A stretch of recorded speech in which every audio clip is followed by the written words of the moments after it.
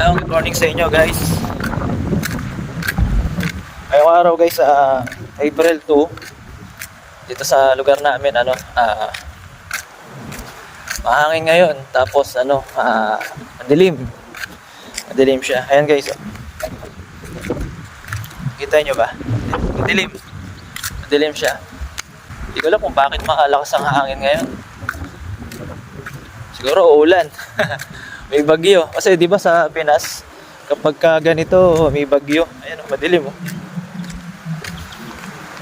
Pagka ganito yung panahon dito, hindi ko ramdam na nasa ibang bansa ako. So, lakad-lakad muna tayo dito sa likod ng hotel namin o accommodation. Ito guys yung sakay ng train sa amin na yan.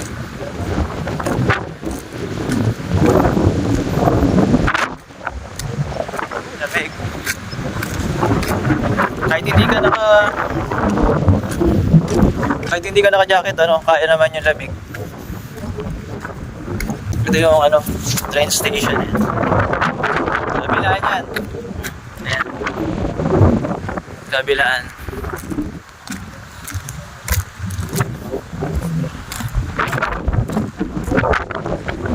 Grabe. Mas ng hangin.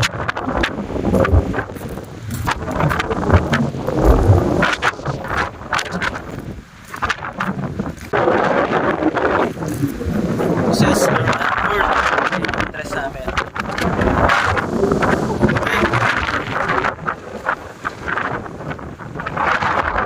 Lakad-lakad ako kasi boring na ito sa kwarto. Higa, kain.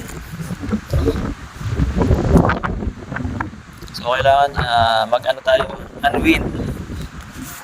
Unwind tayo, unwind. Kaso yung wind masyadong malakas.